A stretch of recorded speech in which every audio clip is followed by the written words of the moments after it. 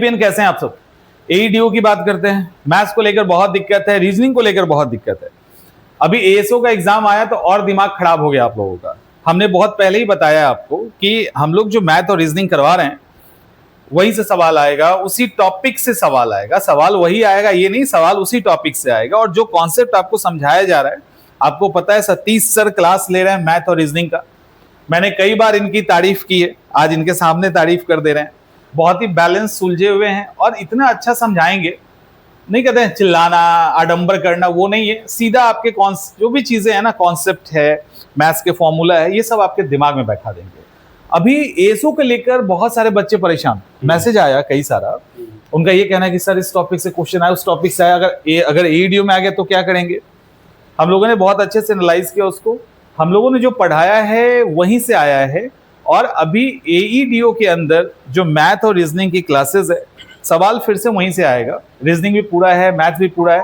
Even math के लिए हमने ये कहा था कि हम कुछ एडवांस क्लासेस आपको अवेलेबल करवाएंगे, वो भी हमने करवाना शुरू कर दिया है और 2-4 दिनों में वो भी कंप्लीट हो जाएगा। तो आई थिंक सफिशिएंट है, बिल्कुल सफिशिएंट। और एएसओ को लेकर जो अभी कुछ बच्चों ने कमेंट किया, आपने देखा उसको? तो वो क्या था? जैसे उसमें कमेंट जो किया गया था उसमें ये बोला गया कि डिफरेंशिएशन और इंटीग्रेशन से रिलेटेड क्वेश्चन पूछा गया है।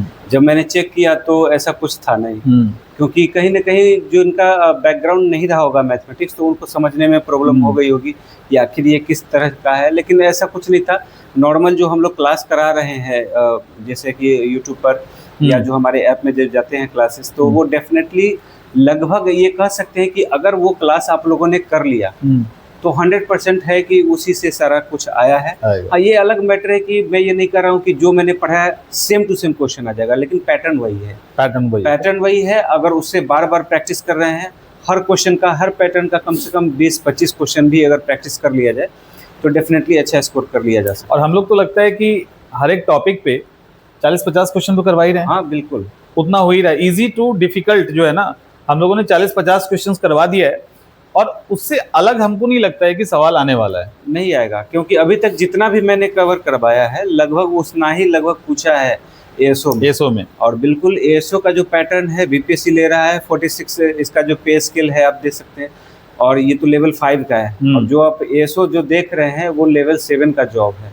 तो जब लेवल 7 के जॉब में ये सब चीजें आ रही हैं तो लेवल 5 में तो डेफिनेटली आएगा ही, क्योंकि बाहर से कोई क्वेश्चन कहाँ से लाएगा। क्वेश्चन या तो मैथ्स पूछेगा, रीजनिंग पूछेगा, 100 क्वेश्चन उसी से पूछ लेना है।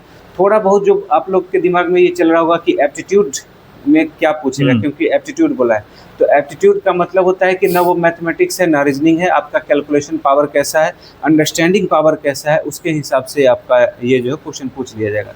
जैसे मैं एक एग्जांपल बताता हूँ कि यूपीएससी जैसे एप्टीट्यूड पूछता है कि जैसे मान लेते हैं कि 10 मीटर गहरा कोई एक गड्ढा है, उसमें एक मेढक 3 मीटर जो है दिन में चढ़ता है और रात में 2 मीटर फिसल जाता है, तो कितने दिन बाद वो बाहर आ जाएगा। तो ये इसको ना आप मैथमेटिक्स कह सकते हैं ना ही इसको रीजनिंग कह सकते हैं। ये अंडरस्टैंडिंग बेस्ड टाइप का है। इसको आप अंडरस्टैंडिंग के स्टाइल में आप जितना आपका अंडरस्टैंडिंग है उसके हिसाब से आप क्वेश्चन सॉल्व कर सकते हैं। तो इसी को आप कह लीजिए यही एप्टीट्यूड है कि आपकी सोचने समझने की ताकत कैसी है, किस तरीके से आप किसी चीज़ को, किसी मैटर को सोचते हैं, बस वही है।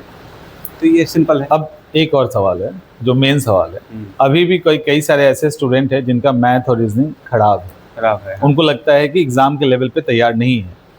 तो क्या अभी एग्जाम 14 तारीख से स्टार्ट हो रहा है? हाँ, एक तो क्या इस बीच में वो अगर क्लास प्रॉपर कर लें तो मैथ रीजनिंग को ठीक किया जा सकता है? देखिए, मैं ये बोल रहा हूँ कि जिन लोगों का मैथ और रीजनिंग गड़बड़ है तो यहाँ ये समझने की जरूरत है कि आपका जीएस ठीक है। आप ये कहेंगे कि जीएस भी गड़बड़ है, मैथ रीजनिंग सब गड़बड़ है, तो 1 महीना में मुश्किल है। क्योंकि आपके कंपटीटर जो लोग भी हैं वो 5 महीने से तैयारी कर रहे हैं, तो सोच सकते हैं कि वो आपसे आगे होंगे।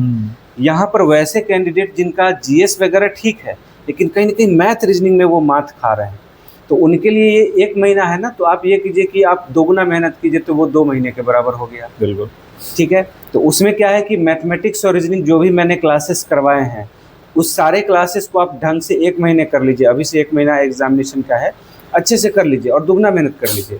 अगर 1 घंटा पहले पढ़ रहे थे तो उसको आप 2 घंटा 2.5 घंटा समय दे दीजिए।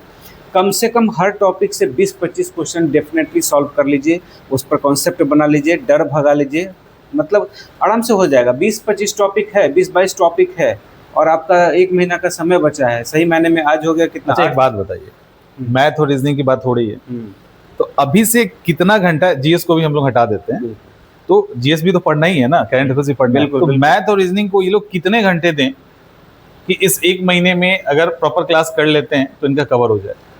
देखिए, पढ़ने के लिए तो टाइम लिमिट नहीं है, लेकिन मेरा सजेशन ये है कि जो अपॉर्चुनिटी पहली बार आया हो 935 पोस्ट के लिए, और अगली बार भगवान जाने कब आएगा, तो 1 महीना जम के कस के मेहनत कर लीजिए। पीछे जो समय गया सो गया। अगर आप 10 घंटे पढ़ रहे थे तो उसको बढ़ा के आप 14-15 घंटे, हालांकि बहुत टफ काम है, 14 घंटे पर कर दीजिए। और जो 4 घंटा मैं एक्स्ट्रा कर रहा हूँ ना, वो मैथ और रीजनिंग को बांट दीजिए। तो इसका ये मतलब हुआ कि 14 घंटे अगर मैं बोल रहा हूँ तो कम से कम 4-4 घंटे मैथ्स और रीजनिंग को दीजिए।